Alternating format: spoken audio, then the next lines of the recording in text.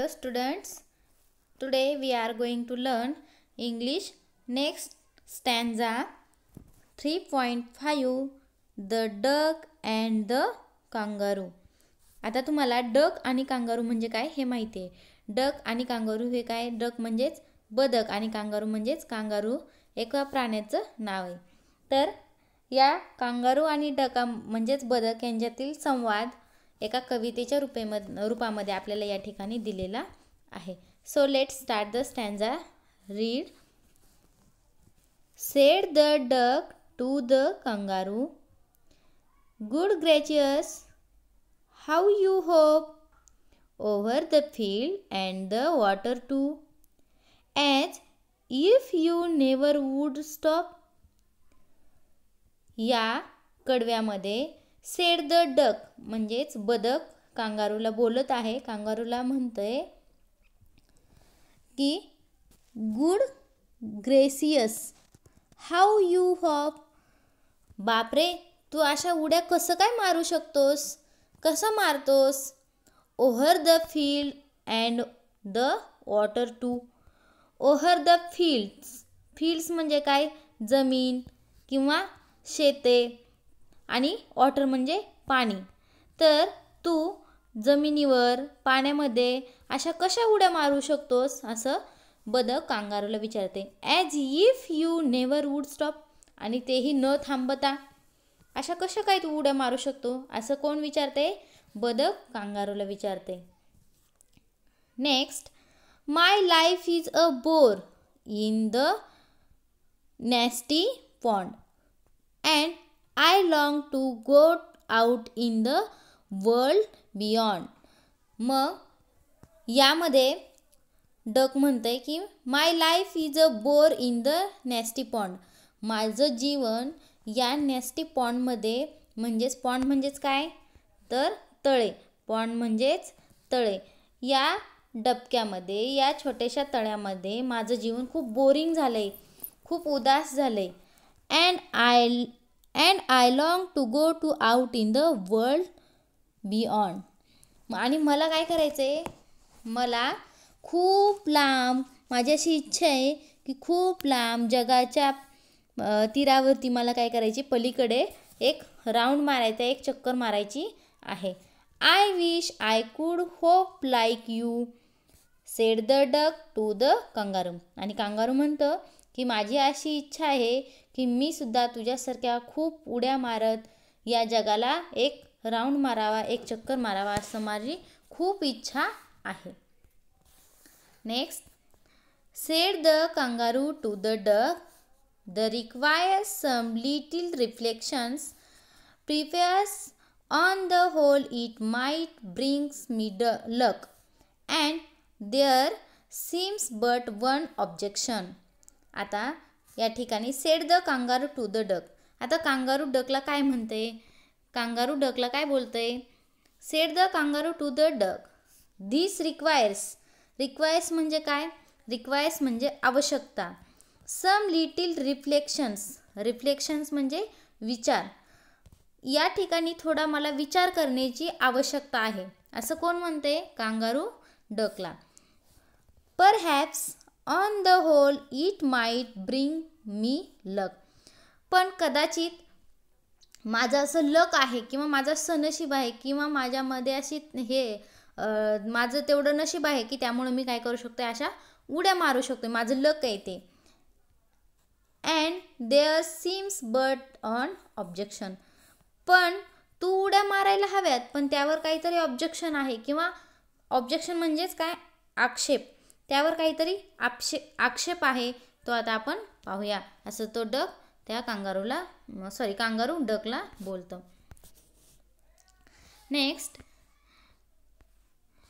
Which is if you will let me speak so bold, your feets are unpleasantly wet and cold, and would properly give me the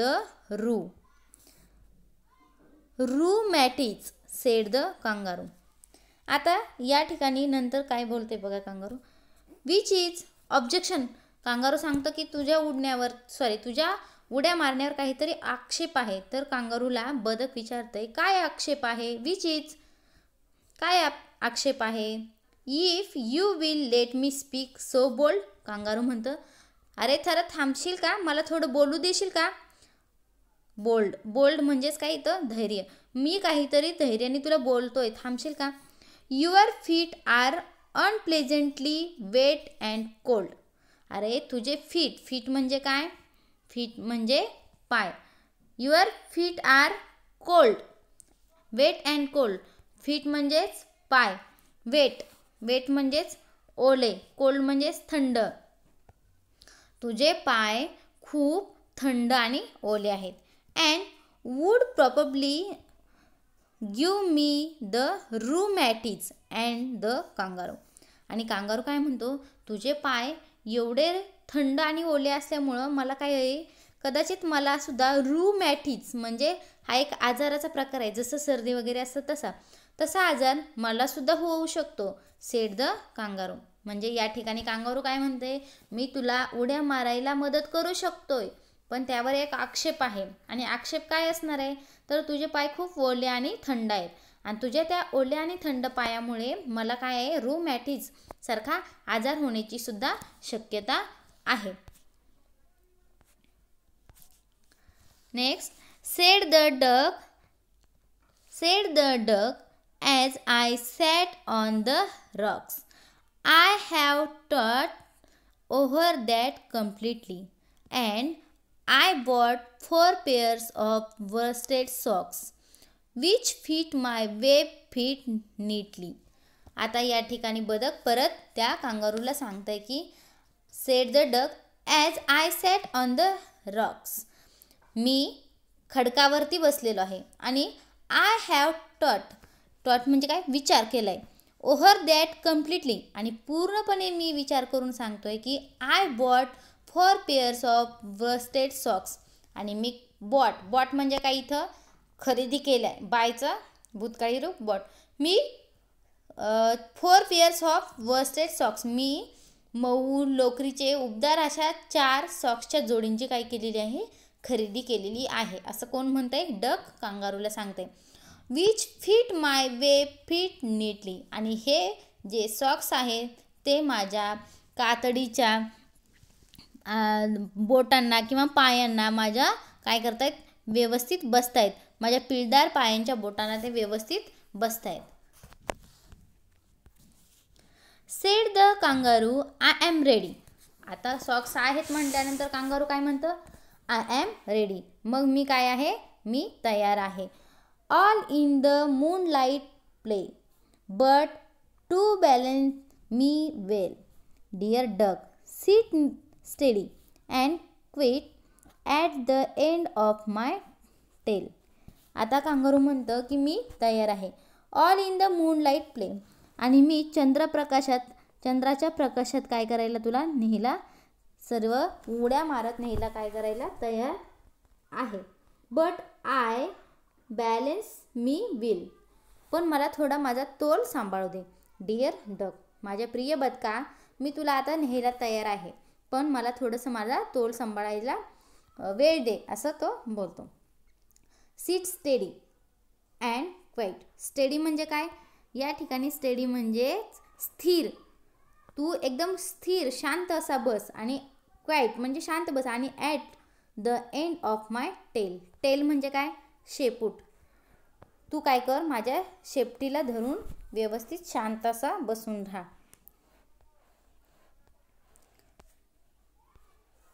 next, so away they went with a hop and a bound, and they hopped the whole world 3 times round, and who so happy, oh who, as the duck and the kangaroo. So away they went with a hop and bound. Bound म्हणजे काय, इथं झेप घेतली. आणि कांगारूनं काय केलेलं आहे, बदकाला व्यवस्थित धरून शांत बस असं सांगितलेलं आहे. कुठे, त्याच्या पाठीवरती शेपटीला धरून तो बदकाला म्हणतो की तू आता बसू शकतोस. आणि त्याने नंतर थोड्या वेळाने काय केले, बाउंड घेतले म्हणजे झेप घेतलेली आहे आकाशात. उड्या मारायला त्यांनी झेप घेतलेली आहे. Went with a hope and a bound, म्हणजे उड्या मारण्यासाठी आता कांगारूनं झेप घेतलेली आहे. And they hop the whole, आणि ते पूर्ण जगभरामध्ये काय करतात, ते उड्या मारून फिरतात आहे. वर्ल्ड 3 टाइम्स राऊंड, आणि त्यांनी अशा उड्या मारत मारत पूर्ण जगाला 3 वेळा काय केलेलं आहे, राऊंड मारलेला आहे. म्हणजेच कांगारूनी आणि बदकानी. आणि ही बदकाची इच्छा आता या ठिकाणी काय झालेली आहे, पूर्ण झालेली आहे. बट हू सो हॅपी, ओ हू, पण मग यामध्ये जास्त हॅपी कोण आहे? कोण आहे बरं हॅपी, आनंदी कोण आहे? As the duck and the kangaroo. कोण असेल जास्त हॅपी, डक असेल की कांगारू असेल? हू वॅज हॅपी? सो डक, कारण त्याची इच्छा होती, त्याची विश होती की त्यानं काय करावं, पूर्ण जगाला फेरी मारावी. त्या डबक्यात त्याला कंटाळा आलता, म्हणून त्यानं त्याची इच्छा काय होती की त्याला पूर्ण जगाला फेऱ्या मारायची होती. आणि कांगारूमुळे त्याची इच्छा पूर्ण झाली. त्यामुळं सर्वात जास्त आनंदी कोण असणार आहे, कांगारू का डक? डक असणार आहे.